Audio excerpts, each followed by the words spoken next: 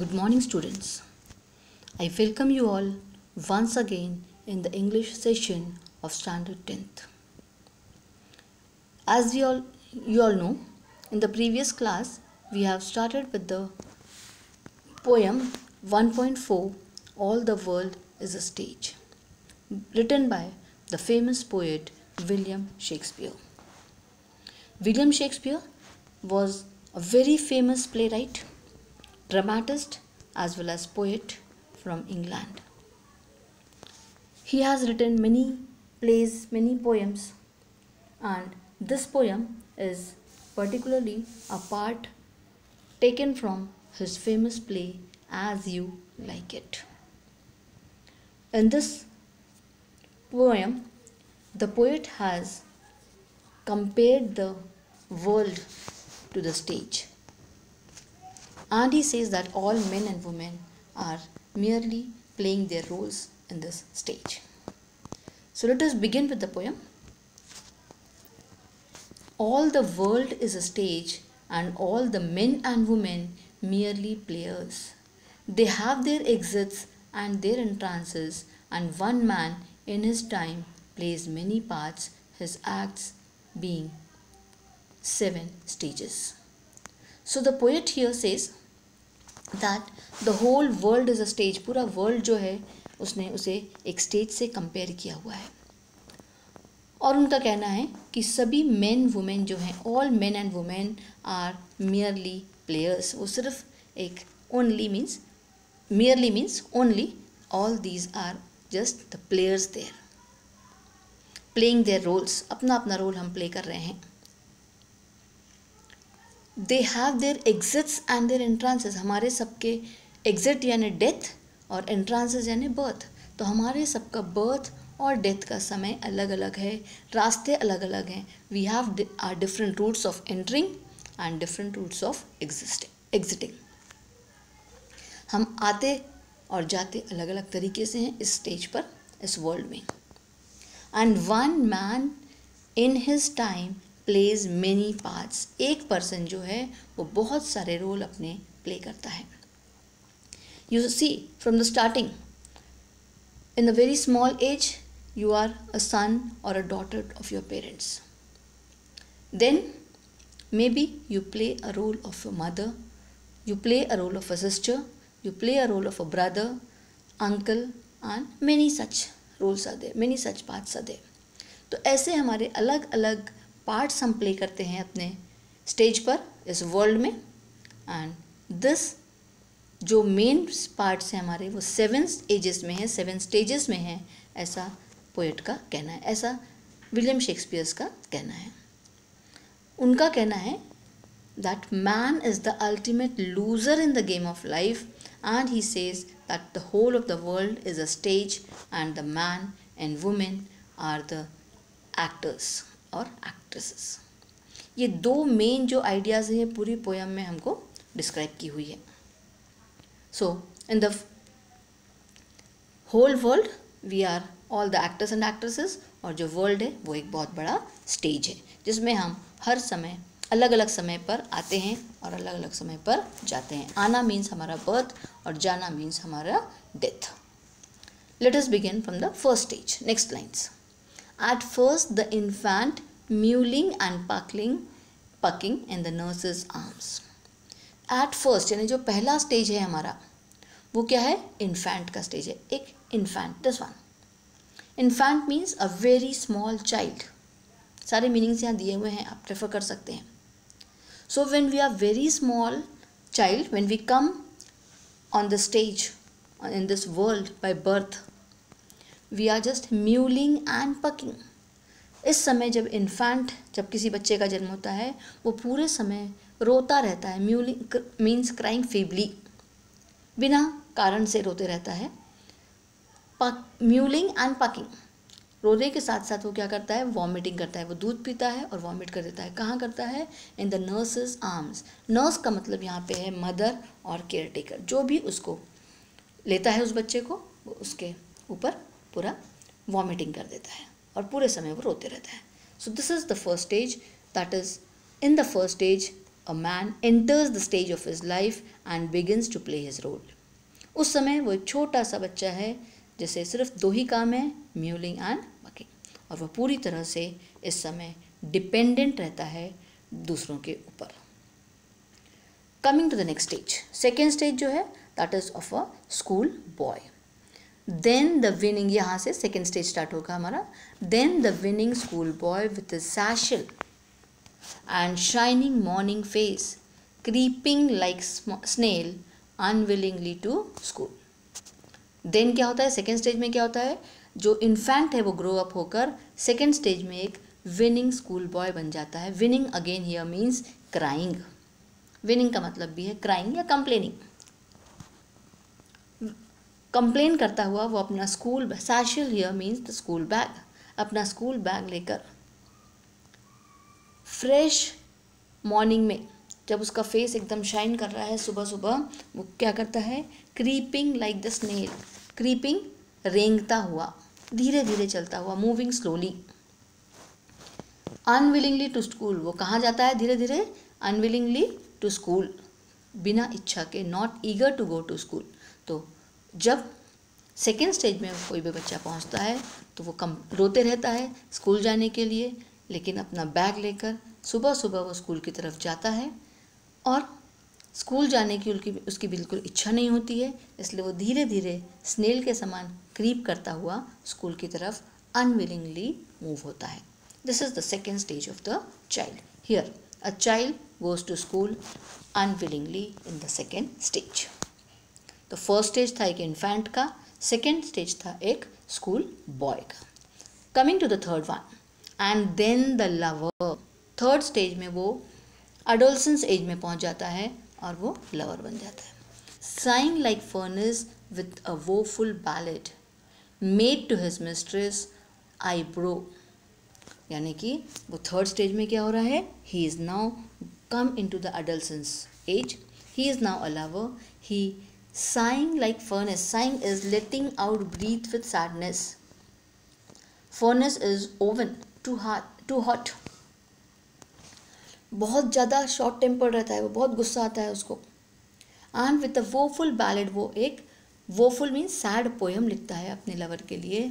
Made to his mistress eyebrow, जिसमें वो अपने लवर के, अपने जो भी उसका बिलवेड है उसके लिए वो क्या करता है, एक पोएम, सैड पोएम लिखता है in praise of her eyebrows. So this was the third stage. When the boy reaches the adolescence age, he sighs like an oven. Whenever he remembers her lover, he writes a sad poem in praise of her eyebrows. Then comes the fourth stage, when he is like a soldier. Now he has grown to a youth. Soldier means a youth, young age. Young age में वो क्या करता है, he makes full of strange oaths and bearded like the pard, jealous in honor, sudden and quick in quarrel, seeking the bubble reputation even in the cannon's mouth. अब वो एक soldier बन चुका है, एक यंग एज में आ चुका है, उसके पास में बहुत सारे स्ट्रेंज ओथ्स हैं. ओथ यानी प्रोमिसेस, बहुत सारी प्रोमिसेस वो करता है सबसे. bearded like a pard, pard here is the short form of a leopard. leopard के लिए pard यूज़ किया हुआ है यहाँ पे. तो बहुत सारी वो unusual promises करता है. उसकी जो दाढ़ी है वो एक leopard के समान बड़ी हो चुकी है. seeking, he is searching. jealous in honor, उसको सबसे honor चाहिए, बहुत सम्मान चाहिए होता है. he is sudden and quick in quarrel, कभी भी बहुत जल्दी उसको गुस्सा आ जाता है, किससे भी लड़ने लगता है, गर्म खून होता है उसका उस समय.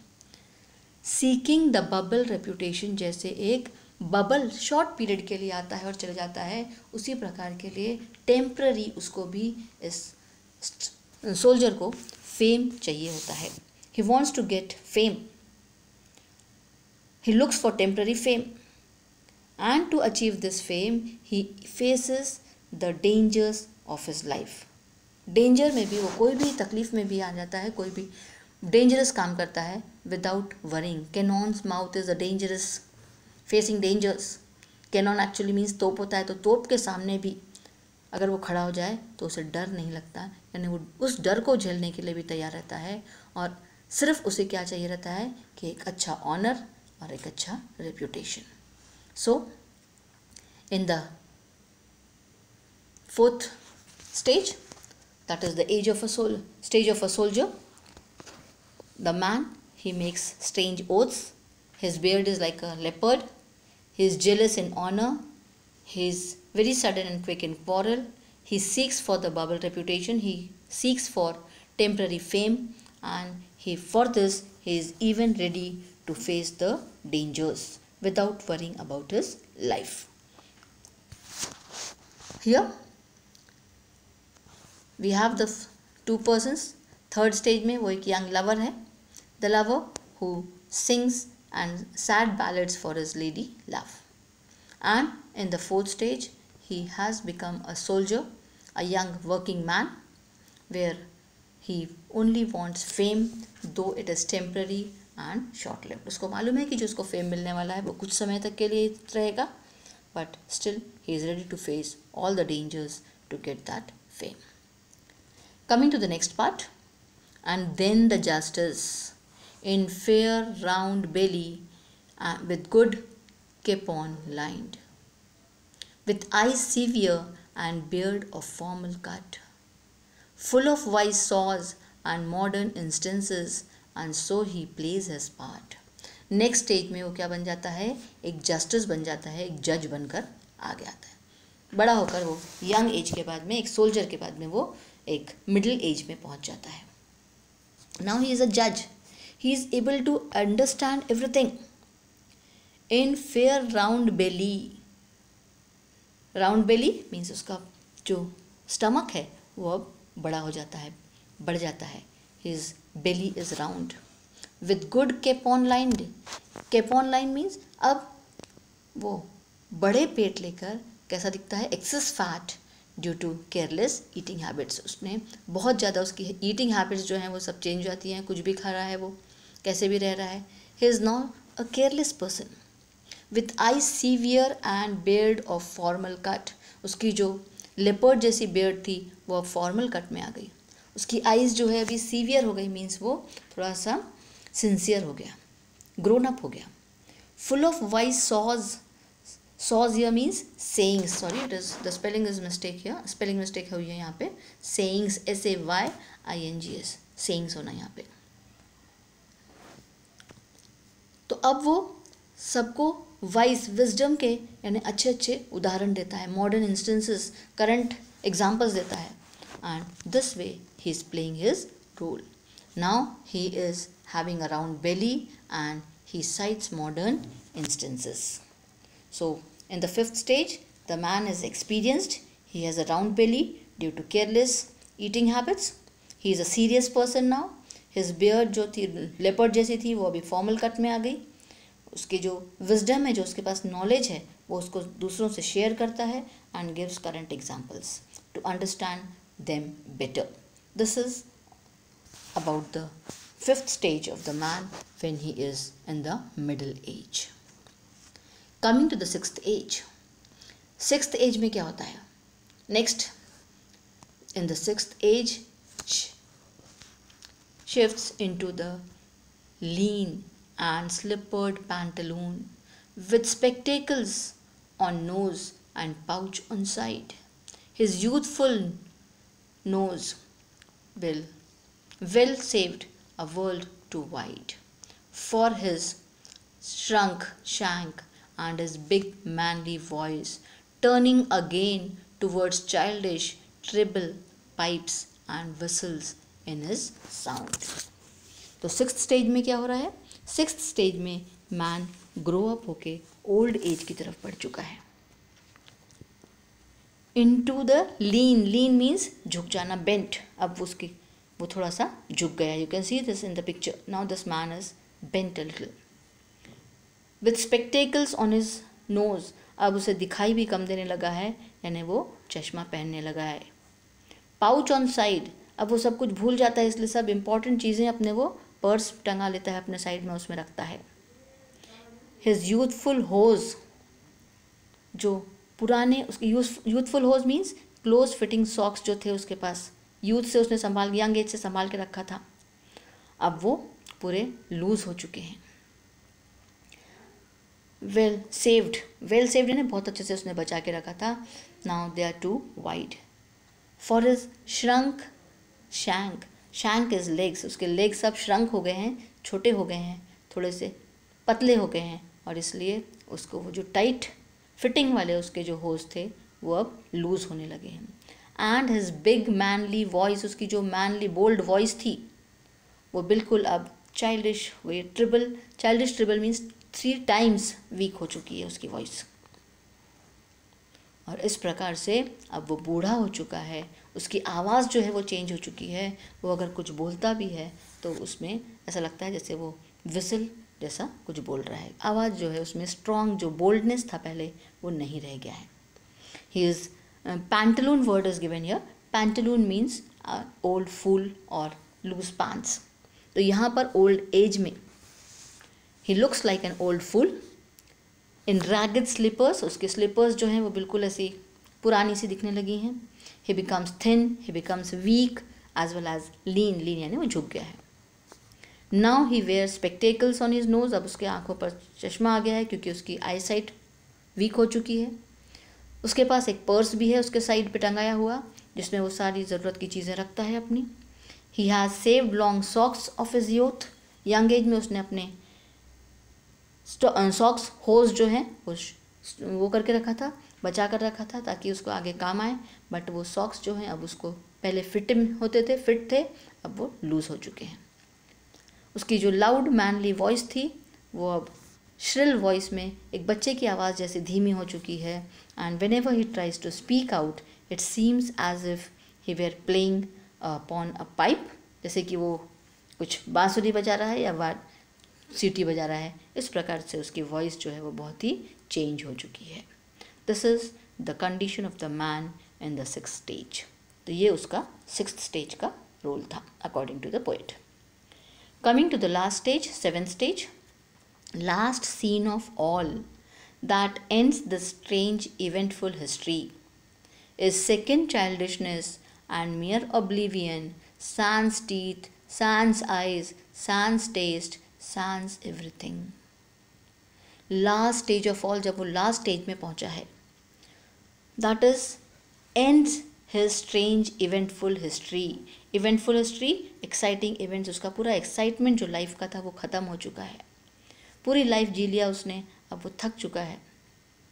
And that is like his second childishness, अब वो सेकेंड टाइम बचपना अपना जी रहा है। mere oblivion means he is unaware or unconscious about happenings around, वो सब कुछ जो कुछ हो रहा है भूल जा रहा है अब।